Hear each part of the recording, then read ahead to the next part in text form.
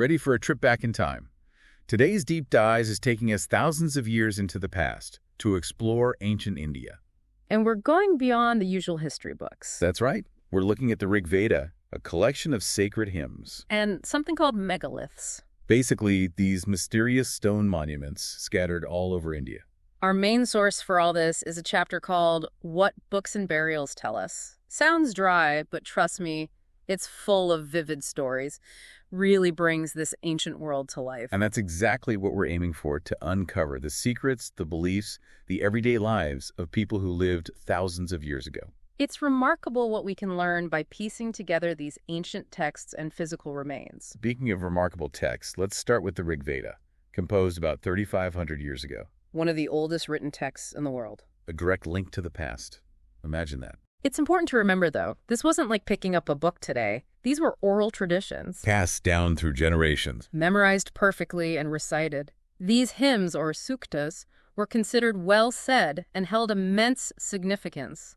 A far cry from our world of quick tweets and fleeting messages, right? It really highlights the enduring power of the spoken word. So what can these well-said hymns tell us about the world they lived in? What kind of picture do they paint? The Rig Veda is a collection of over 1,000 hymns, each dedicated to praising a deity. Like a who's who of ancient Indian gods. Exactly. 3 gods pop up a lot: Agni, Indra, and Soma. Agni, the god of fire, right? You know your stuff. Agni represents life and destruction. And Indra, the warrior god, the one associated with strength and kingship. Precisely. And then we have the intriguing Soma. Soma. That rings a bell. Wasn't it some kind of drink? It was a plant, actually, brewed into a ritual drink. Scholars are still debating its exact identity, but it was definitely a big deal. Sounds like it was more than just a casual beverage. Oh, absolutely.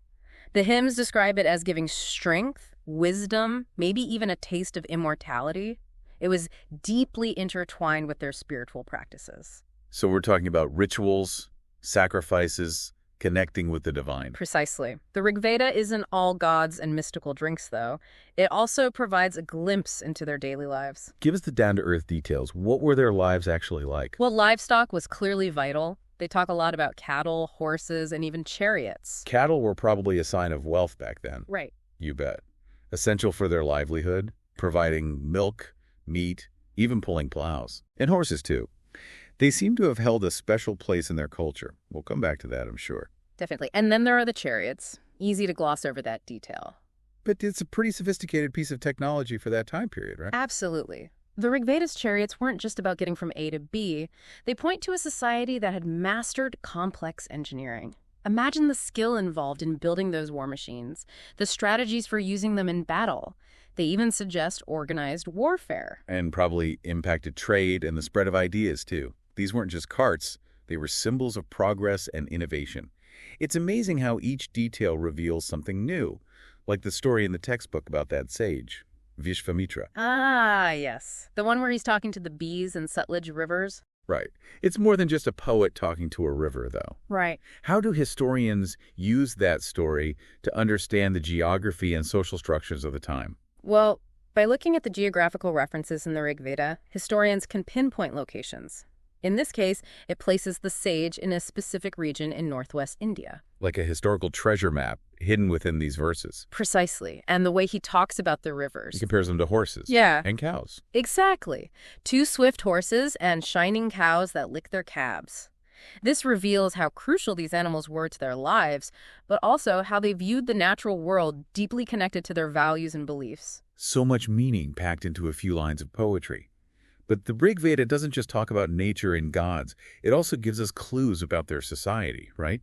Who were the big players in this ancient world? The Rig Veda speaks of priests, often referred to as Brahmins. Brahmins, the keepers of sacred knowledge. Exactly. They held authority because of their knowledge of rituals and hymns. They guided the community and ensured the gods looked favorably upon them. But they weren't the only influential group. The hymns also mention rajas. Rajas. We often picture powerful kings when we hear that word. But how did their leadership differ from the monarchs of later eras? Good question. These early rajas weren't ruling vast kingdoms with complex systems of governance. The textbook makes that very clear. Their power was more local. They gained respect through their skills in battle, their ability to protect their people, and by providing for their communities. So not about collecting taxes and building palaces, more about leadership through action and protection. Exactly. It's a different kind of power structure than we might imagine.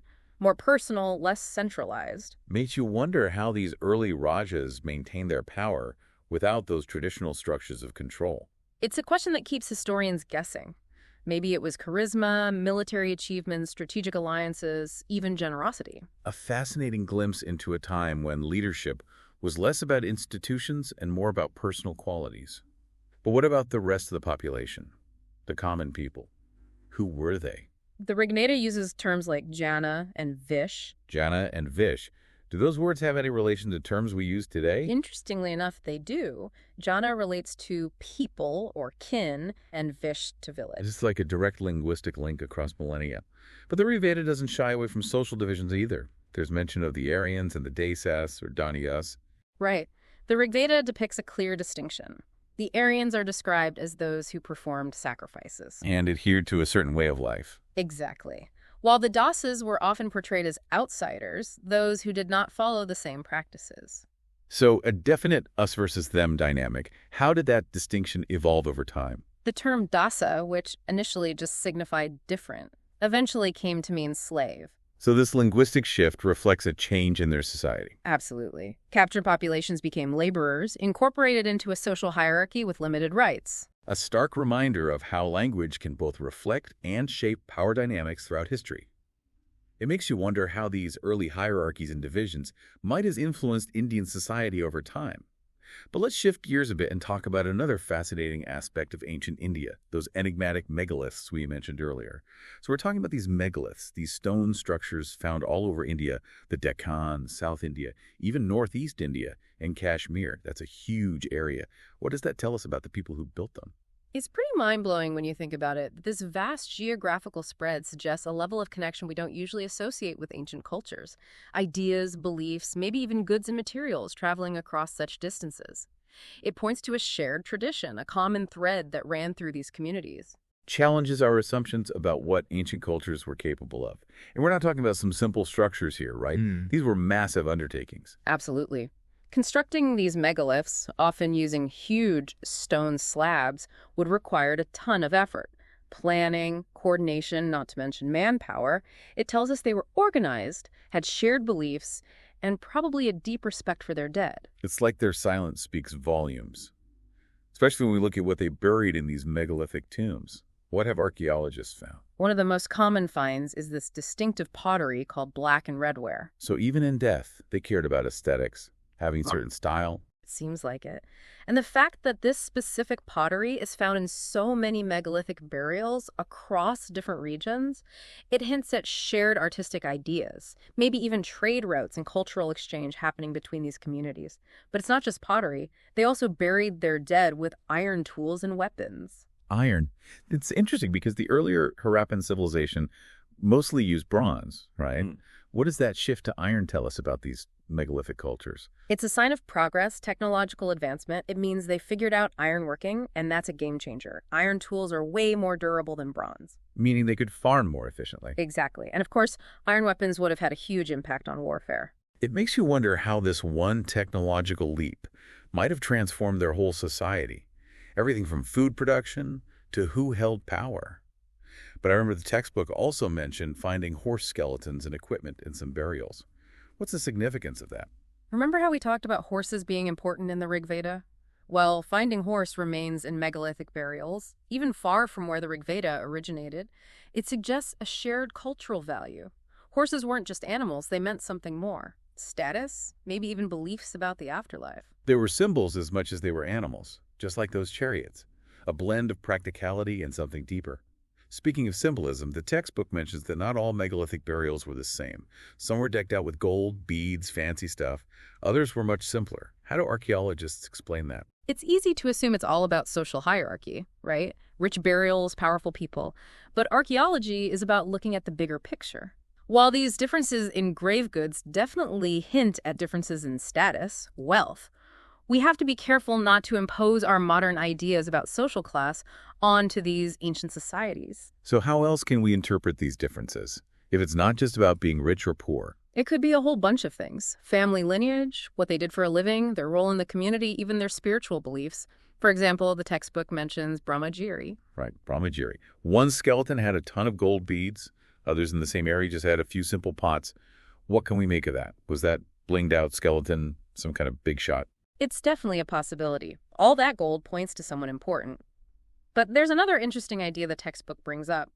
Maybe certain spots within these megalithic burial grounds were reserved for specific families, like their own exclusive graveyard. So it's not just about individual status, it's about where you come from, your ancestors, Yeah, carrying their legacy with you into the afterlife. exactly.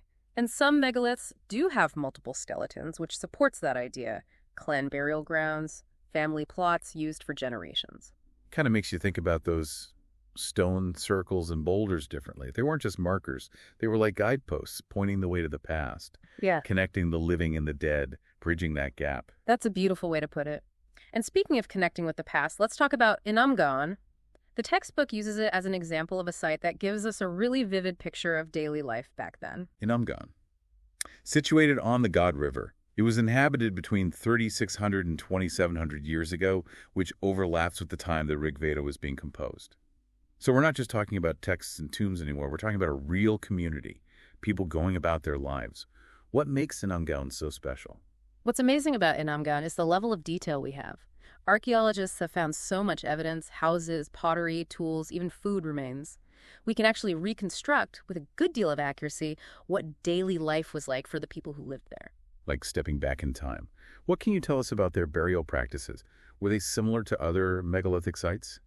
There are some similarities, but also some interesting differences. Like other megalithic cultures, they typically buried their dead laid out straight, heads facing north. North. Any idea why that direction was significant? It's a mystery that still puzzles archaeologists. Could be tied to their cosmology. Maybe they aligned the dead with a certain star or constellation. Or it could have been more practical, a way to keep things organized within the burial ground. It's amazing how even the smallest detail can spark such fascinating questions. We may never know the answers for sure, but it's fun to speculate. The textbook also mentions that some burials at Inamgan took place inside houses. That's different from the grand megalithic tombs we've been discussing. Very different. Burying their dead within their homes suggests a different way of thinking about death.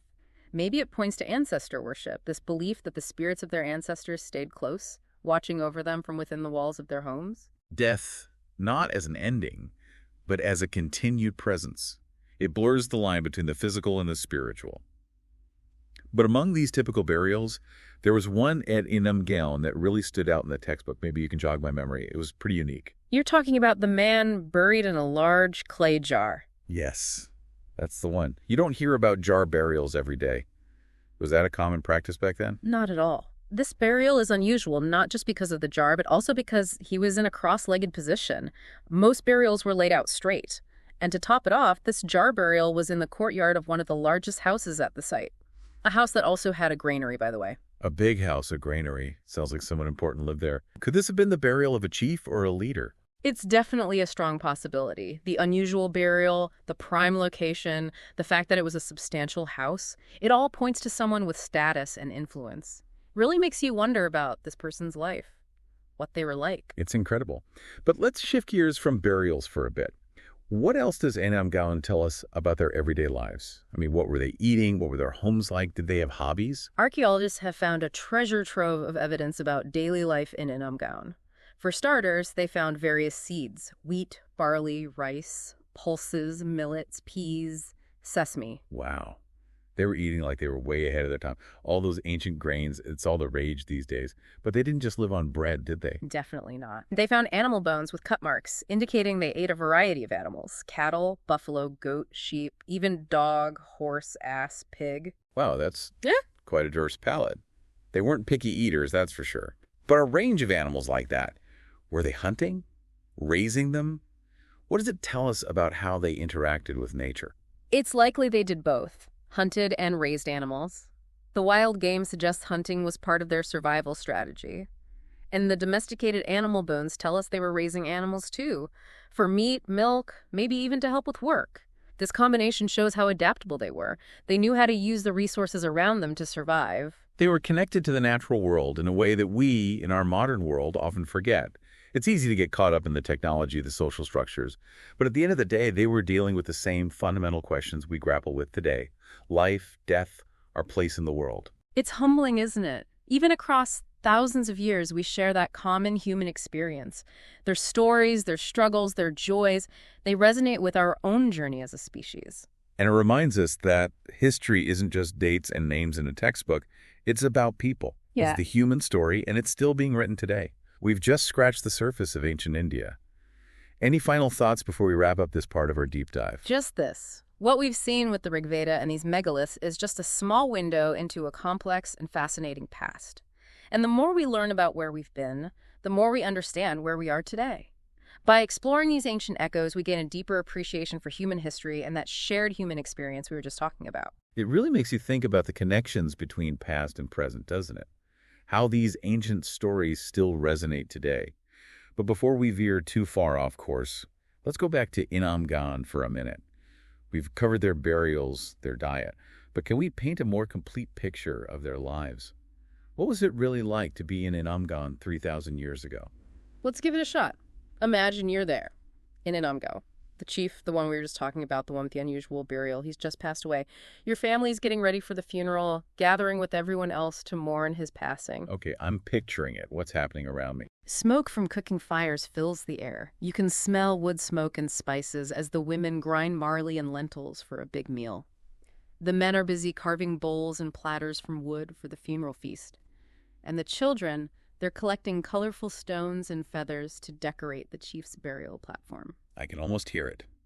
The rhythmic pounding of the pestles as they grind, the quiet murmurs of people sharing stories about the chief, his life, his accomplishments. Exactly. These weren't just names in a textbook. They were living, breathing people with families, skills, traditions.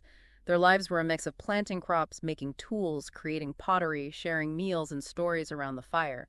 Everyday experiences just like ours. It's a good reminder that no matter how different their world seems, they still shared the same basic human desires we do. Connection, purpose, a life that means something. Exactly. And when we study these ancient cultures, we're not just digging up facts and objects. We're uncovering pieces of the human experience, fragments of a shared story that's still shaping us today. A story full of mystery and unanswered questions. Maybe that's what makes it so captivating. As we wrap up our deep dive into the Rig Veda and the world of the megaliths, what's the one thing you hope our listeners take away from all of this? I want them to remember that the Rig Veda, these megalithic structures, they're not just about ancient India. They reflect our own human desire to understand the past. We've seen how these texts and structures hint at social structures, beliefs, technology, even the very essence of what it meant to be human in a completely different time. But the most important thing to remember, the more we learn about where we've been, the more we understand who we are today. And as we've seen today, exploring those ancient echoes, those whispers from the past, helps us appreciate the incredible tapestry of human history and reminds us that it's a story that continues to unfold with every new discovery. So to everyone listening, keep asking questions. Keep exploring those forgotten corners of the past. Because in those forgotten corners, we might just find answers, not just about history, but about ourselves.